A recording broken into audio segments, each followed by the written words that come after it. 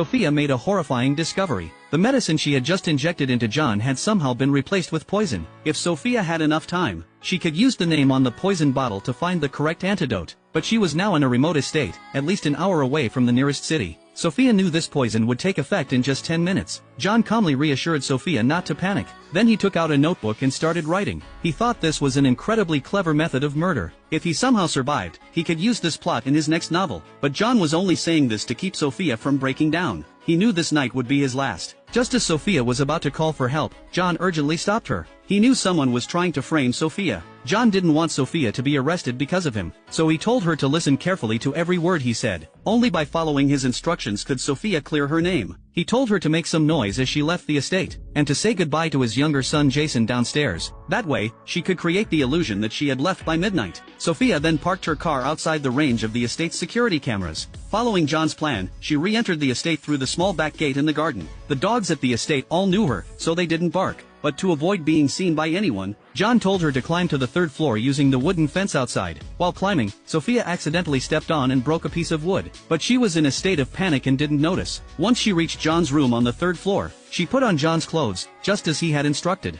Then she walked downstairs, still following John's plan. This would make Jason think he was seeing John himself. After completing everything as John had directed, Sophia had gone from the prime suspect to the least likely killer. However, on her way back the same route, she was unexpectedly spotted by John's mother Mary. Luckily, Mary had poor eyesight. She mistook Sophia for her other grandson Jack. Mary even said, "Why are you back again?" Sophia didn't dare respond. She quickly fled the estate under the cover of night. The next day, when the housekeeper entered John's room, she discovered John had died there. Because John was a famous mystery novelist, news of his death spread quickly. Although the police initially ruled it a suicide, Amy lived in constant fear. She even cut off all contact with others. But shortly after John's funeral, someone anonymously hired a private investigator at a high price to look into the case. After receiving the assignment, Lauren decided to re-interview everyone about what had happened that day. As John's personal nurse, Sophia also had to be questioned by Cole. When Sophia returned to the estate, all of John's close relatives had returned to the estate. John's eldest daughter Amy was a successful businesswoman.